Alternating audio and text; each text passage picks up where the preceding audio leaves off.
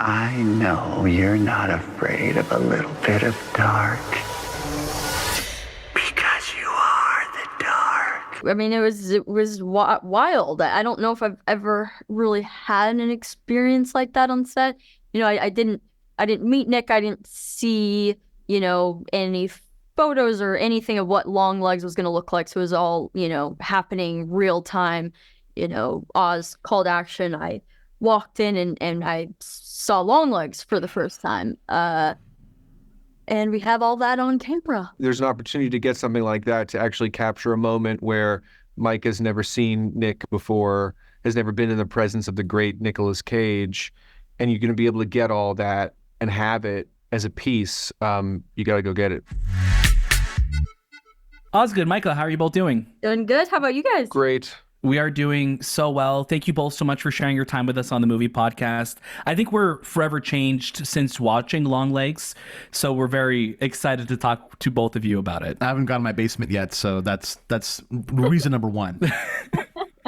Osgood, for yourself, you know, we'd love to start at the beginning. You know, where did Longlegs come from? Where did this idea begin for you? It started as a character. The character of Longlegs was an entity, a shade, a kind of a specter that was looking for a narrative home, right? Like if you're a disciplined writer and you sit down and you try to write all the time, like you're pushing a lot of stuff out and a lot of things linger and kind of want your attention and sort of keep coming back, and there's a refrain and they stick their head in again and again.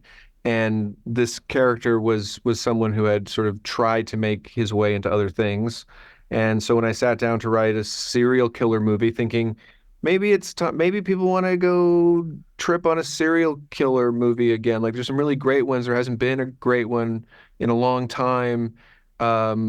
So if I try to do that, then I got to get a way in. Well, there's going to be a killer. He's going to be someone that we don't really, oh, sure, that guy. You know, it's like you shop at your own kind of grocery store when you're putting things together and you look and you see what you've got. Yeah, I think when you have a character like that too, that just you have the detective story on its own, and then you have the character of Longlegs just adds this whole other layer to it, and something that like we said, I don't think it's left our mind since watching it. So just thank you for that. You're welcome.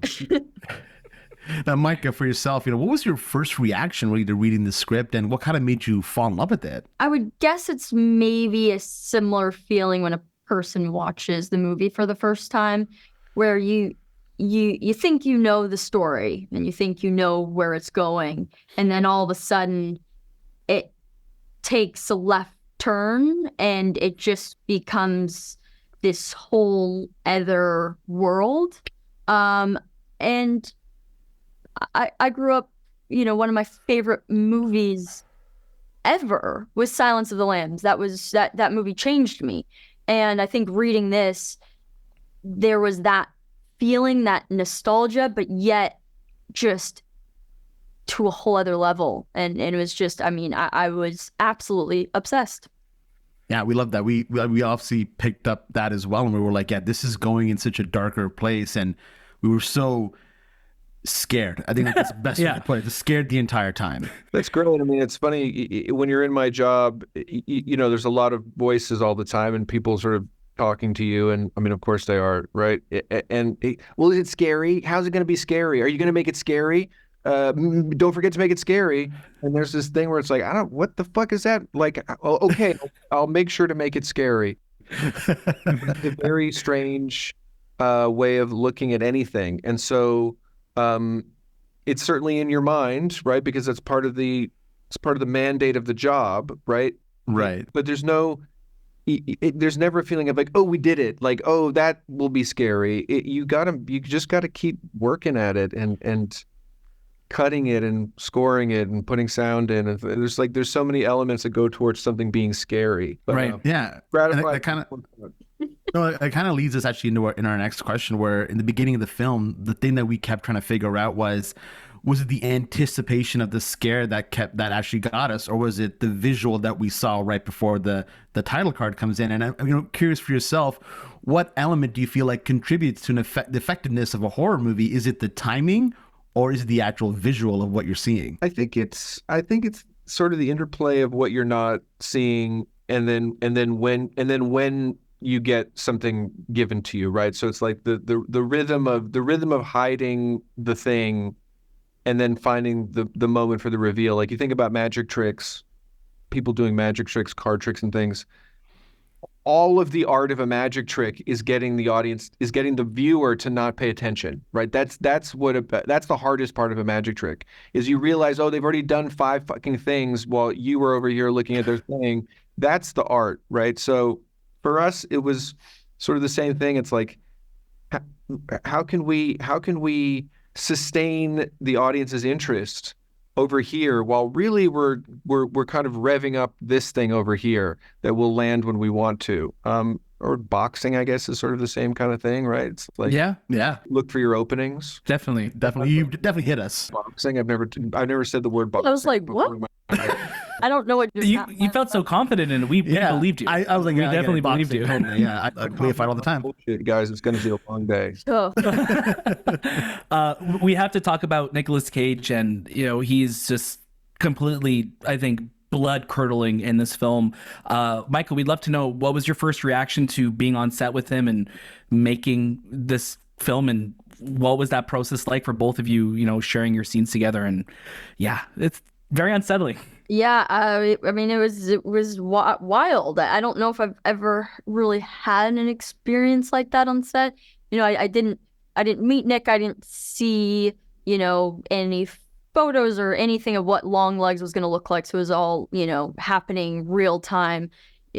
Oz called action. I walked in and I saw Longlegs for the first time. And we have all that on camera.